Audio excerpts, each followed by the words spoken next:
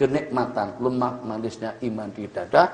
Jadi bukan cuma hanya subati, bukan cuma hanya untuk kita percaya, untuk kita mempercayainya, untuk kita mengimaninya, tapi justru juga dalam waktu yang sama betul-betul dapat kita rasakan kenikmatannya juga dengan kenyamanannya. Nyaman sekali, Masya Allah, tabarakallah, Allahu Akbar.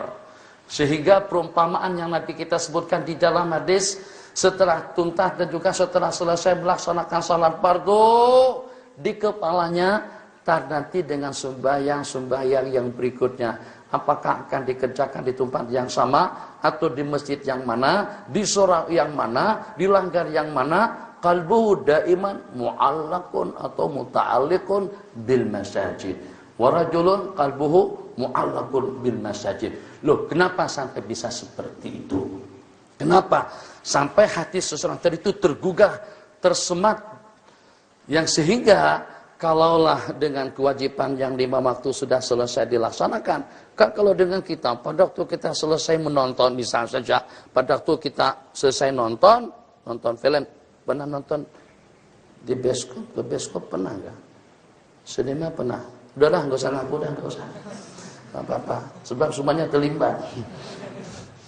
Nah, jadi biasanya asik-asiknya kita nonton, wah, terserah film apa saja, film perang kah, cinta kah, ayat-ayat cinta, cinta-cinta bertasbih, tasbih bercinta, lembu bercinta, kerbau bercinta, atau dengan bahasa-bahasa seumpamanya, itu tentang film apa yang kita tonton. Biasanya selesai nonton kan kita akan keluar. Pada waktu keluar, ya arhamar rahimin, jalan, pintunya kecil, pintunya sebesar apa, tapi yang mau keluar terasa nikmat betul kalau pada waktu dengan kita sudah keluar. Kenapa? Sebab pada waktu kita nonton memang kena asik, panas enggak urusan, dingin enggak urusan, karena asiknya tadi itu. Tapi pada saat keasikan tadi itu sudah lenyap, keasikan tadi itu sudah berakhir, keasikan tadi itu sudah tidak kita rasakan, maka pikiran kita sekarang kita mau keluar. Pada waktu keluar, pintunya cuma hanya satu. Seperti pada waktu kita masuk ke dalam pesawat, rasa nikmat kan pada waktu keluar. Kalau pada waktu masuk masih lumayan, tapi pada waktu masuk keluar penumpang sudah terkumpul semuanya di dalam Boeing 777 atau 747. Ada kira-kira dalam 450 orang penumpang. Semuanya pengen mau keluar secepat mungkin. Berjejar-jejalan pada waktu kita keluar. Begitu kita keluar daripada pintu gerbang pesawat, terasa lega, nyaman, nikmat sekali. Tengok, lihat. Seseorang yang subati hatinya dengan iman. Seseorang yang sudah menikmati kenikmatan dan kenyamanan iman di dalam hati. Setelah sembahyang pengen mau sembahyang lagi. Setelah berzikir pengen mau berzikir lagi. Sampai-sampai ada di antara daripada mereka yang mengungkapkan rasa sedih dan kecewanya kalau pada saat waktu fajar telah tiba. Ya Allah, sudah berakhir peluang untuk saya berkomunikasi dengan Allah. Sudah berakhir kesempatan untuk aku mengingat Allah. Sudah berakhir kesempatan saya untuk berubudiah kepada Allah Jalla wa'ala. Perhatikan satu persatu isi makna yang terkandung di dalam kumpulan yang 7. Sab'atun yuzilluhumullahu fi zillihi yawma la dhilla illa dhilluh. 7 kumpulan yang akan mendapatkan naungan aras nanti pada hari kiamat, di mana tidak ada penaung, tidak ada pelindung kecuali naungannya Allah Jalla wa'ala. Imamun adil. Kenapa imam bisa bersikap secara adil? Sebab dia sudah merasakan halawatul iman. Yang kedua, warajulani tahabba billah ijtama'a alaihi wa tafarraqa alaihi. 2 orang yang saling kasih mengasihi, cinta mencintai karena Allah, bukan karena duitnya, bukan karena pangkatnya, bukan karena jabatannya, bukan karena kedudukannya. Kok bagaimana bisa mencintai seseorang yang tidak memiliki fasilitas hidup, yang tidak memiliki kemewahan atau kelebihan dalam kehidupannya? Sebab karena ada iman yang tersemat di dalam hati. Maka dengan kenikmatan iman yang tersemat tadi itu membuat kita cinta, membuat kita senang, membuat kita bahagia.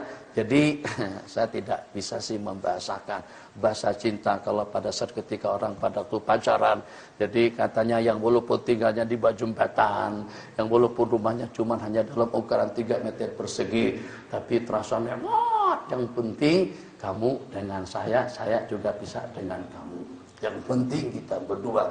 Masalah kita makan telur, satu butir telur dibelah dua, itu enggak urusan. Enggak, banyak urusan sebenarnya. Kalau saban hari telur melulu enggak nikmat juga sebenarnya. Itu bahasa basi sebenarnya, enggak benar itu. Katanya yang penting kita bisa bersama, yang penting kita bisa kawin, yang penting kita bisa berdua. Masalah kehidupan kita seperti apa, itu enggak urusan. Enggak, itu banyak urusan. Banyak problem nanti, kena dipikirkan juga. Kenapa? Sebab itu diantara daripada asbab yang menunjang untuk kebahagiaan di dunia, kebahagiaan ukhrawi itu kadang-kadang juga tertunjang dengan ketenangan, ketentraman, dan kebahagiaan kita di dunia. Qala Rasulullah sallallahu alaihi wasallam, ini hadis yang terakhir ya. Qala salasun man kunna bihi, 3 perkara, apabila perkara yang 3 itu ada pada diri seseorang, wajada bihinna halawatal iman. Kalau yang 3 tadi itu wujud dalam kehidupan kita, ada dalam benak hati kita, maka kita akan mendapatkan, akan merasakan kenikmatan dan kenyamanan iman di dada. Halawatal iman, lemak manisnya iman di dada. Yang pertama, man kana Allah wa rasuluhu ahabbu ilaihi, man kana Allah wa rasuluhu ahabba ilaihi mimma siwahuma. Itu yang pertama. Seseorang Allah dan Rasulnya lebih dia cintai daripada yang selain daripada Allah dan Rasul. Cintanya kepada Allah dan Rasul melebihi daripada segala-galanya. Itu yang pertama. Ya Allah ya Arhamar Rahimin. Kalau cinta kita masih juga kepada mobil, nggak bakalan bisa khusyuk kita waktu sembahyang. Kalau cinta kita kepada istri, nggak bakalan bisa tenang kita waktu beribadah. Kalau cinta kita kepada duit, itu sampai dalam takbir pun pikirannya duit. Allahu Akbar. Bukan 4 rakaat yang kepikiran. Yang kepikiran 4 juta keuntungan. Masya Allah. Kenapa? Sebab bukan Allah dan Rasulnya. Tapi kalau pada itu mahabbah kita, yang wujud di sini Allah dan Rasul, kehendaknya Rasul, keinginannya Rasul, risaunya Rasul, pengorbanannya Rasul, mahabbahnya Rasul. Kalau seperti itu keadaannya, Masya Allah, tabarakallah, takalif syariah yang seperti apapun membebankan kepada sesiapa saja, itu akan terasa nikmat saat ketika dengan kita melaksanakannya. Dan juga dengan larangan yang seperti apapun dahsyatnya, terasa nikmat betul saat ketika dengan kita meninggalkannya. Yang pertama, ayyakunallahu wa rasuluhu, agar Allah dan Rasulnya lebih kita cintai daripada yang selainnya, selain Allah dan Rasul. Warajulun, kemudian yang kedua, seorang laki-laki yuhibbu rajulan, cinta kepada temannya, cinta Syarif, cinta Mujahid, cinta Bang Iqbal, cinta Paslan, cinta Abdullah, cinta Bang Taufik, cinta Bang Ridwan, cinta TV, kru TV, cinta semuanya. Itu bukan karena kita direkam, bukan karena kita bakalan nanti ditayangkan. Saya ingin mengungsikan sesuatu sama antum. Jadi kelang kabut persiapan antum sejak berhari-hari. Dipikirkan backgroundnya seperti apa, duduknya seperti apa, pakaiannya seperti apa, tampilnya seperti apa. Itu semuanya sudah kepikiran dengan kita semuanya. Padahal kita ditayangkan cuma sebentar saja. Sementara yang kita mundar-mandir, pada waktu kita masuk WC, kita juga nanti akan ditayangkan. Yang pada waktu kita mandi, pada waktu kita di sana, pada waktu kita di sini, kita tidur, kita bangun. Itu pernah kepikiran gak sama kita? Bagaimana kira-kira hidup ini secara sunnah?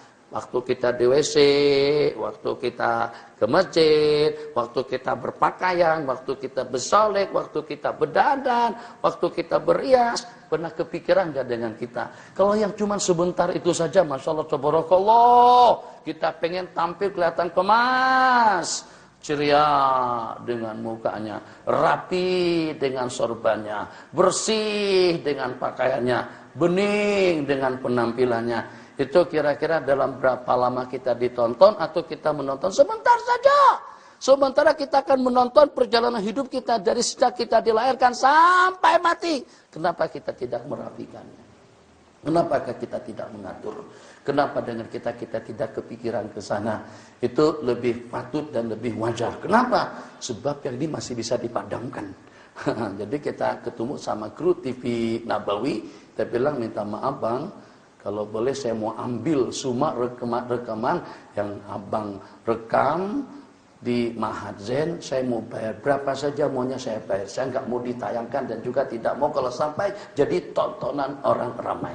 Bisa saja itu kita ambil. Sementara rekamannya Allah Jalla wa'ala kita tidak bisa memandangkannya. Kita tidak bisa menghapuskannya, akan terekam dan juga akan tertayangkan kembali di depan mata kepala kita masing-masing. Pada waktu kita duduk, pada waktu kita berdiri, pada waktu kita makan, waktu kita tidur, waktu kita berjalan. Masya Allah, tabarakallah. Agak-agak minta maaf ya dengan bahasanya. Malu nggak kira-kira kalau dalam tayangan TV-nya Allah Jalla wa'ala, antum pakai handuk daripada asrama menuju WC. Masya Allah, tabarakallah. Minta maaf bangnya, berdiri sebentar. Masya Allah, tabarakallah. TV, jangan kaget. Masya Allah, tabarakallah. Pakai handuk begini nih. Masya Allah, tabarakallah. Nggak pakai baju. Bajunya nggak ada. Handuknya pun juga kebuka daripada hadapan. Nggak dipastiin lagi udah ketutup belum. Jalan santai saja berjalan seperti itu. Masya Allah, tabarakallah. Itu kalau dipertontonkan kepada kita nanti pada hari kiamat. Itu bagaimana kira-kira keadaannya. Yang sebentar ini saja ternyata dengan kita risau betul. Kalau sampai nanti dengan suasana dan keadaannya atau juga dengan rekamannya itu tidak membanggakan kita-kita. Mungkin barangkali juga sama pihak kru TV Nabawi, wah ini yang gak beres nih kita potong saja. Apa bahasa kita? Jadi kenapa adik-adik begitu? Oh, karena kan kurang nyaman dilihat, kurang bagus. Nah, bagaimana juga dengan kita ingin bahasa Malaysia mengerat, memotong, membuang, memadamkan, menghapuskan perjalanan hidup kita yang tidak keru-keruan. Satu-satunya jalan untuk kita memotong perkara yang tidak keru-keruan dalam hidup itu dengan menggunakan atau mandi dengan menggunakan air istighfar disertai dengan sabun taubat inayah al-inabah kepada Allah Jalla wa Ala. Qala Rasulullah sallallahu alaihi wasallam wa rajulun, dan juga dengan seorang laki-laki qala yuhibbu rajulan, yang mencintai seseorang la yuhibbuhu illa lillah.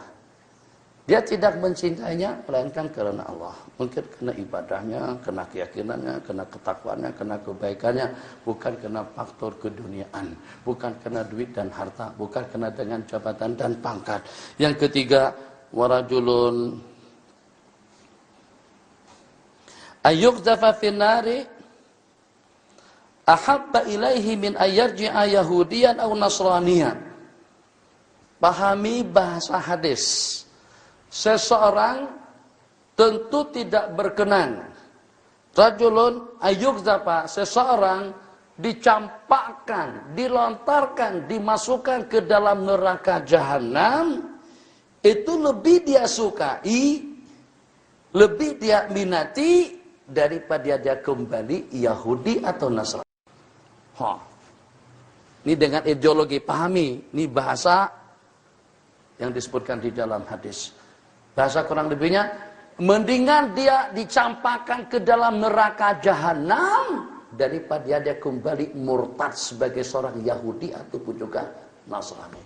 Loh, kenapa dengan bangsa kita secara umum dan juga dengan warga kita secara khusus masih juga pengen untuk membudayakan dan menghidupkan kembali budaya-budaya jahiliyah.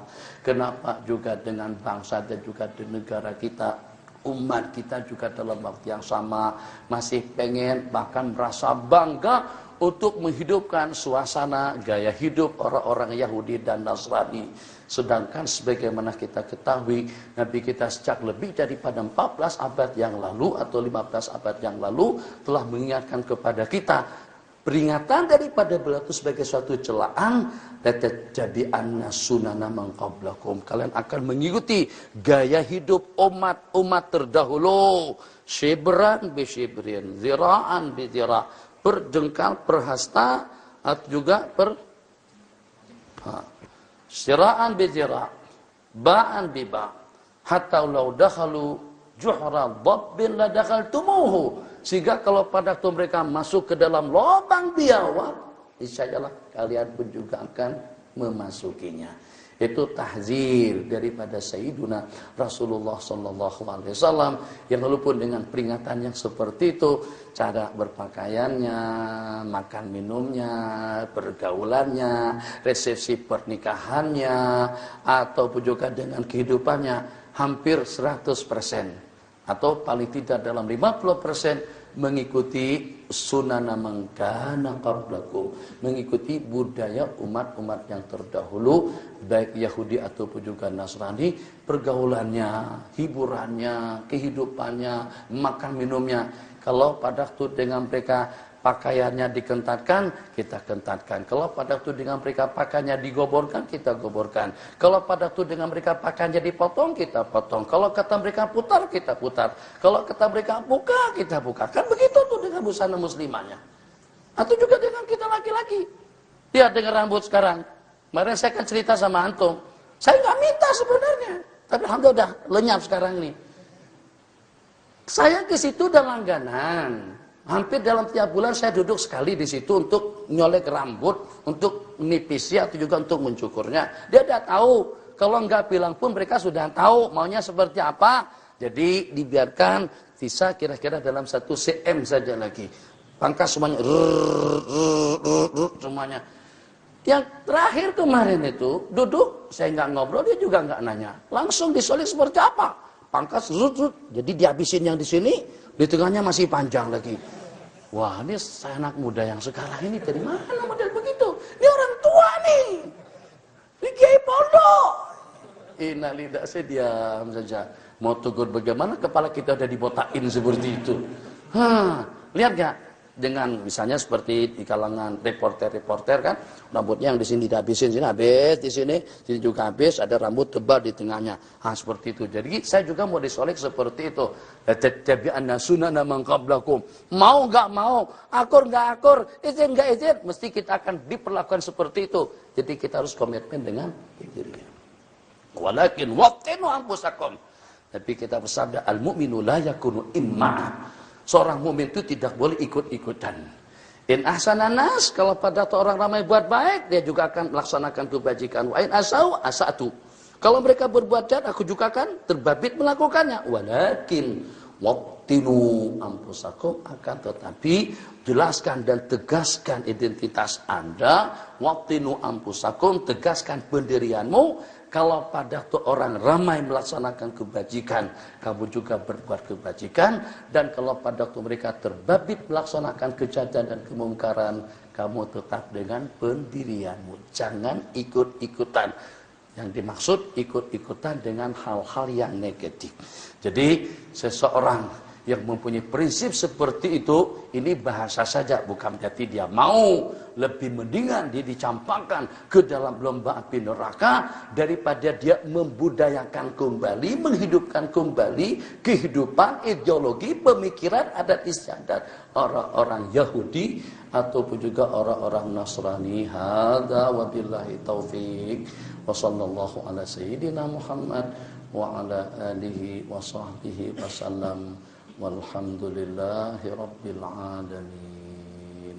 Sallallahu rabbuna ala nuril mubin Ahmada Mustafa Sayyidil mursalin. Sallallahu rabbuna ala nuril mubin Ahmada Mustafa Sayyidil mursalin wa ala alihi wa sahbihi ajma'in wa ala alihi wa sahbihi ajma'in. Bismillahirrahmanirrahim. Alhamdulillahirabbil alamin wa sallallahu wasallam ala sayyidina Muhammad wa ala alihi wa sahbihi ajma'in. ربنا انفعنا بما علمتنا وعلمنا ما ينفعنا وزدنا علما زكنا فهم النبيين وحفظ المرسلين وإلهام الملائكة المقربين وزدنا علما وألحقنا بالصالحين وصلى الله على سيدنا محمد وعلى آله وصحبه أجمعين آمين والحمد لله رب العالمين وإلى لقاء آخر إن شاء الله.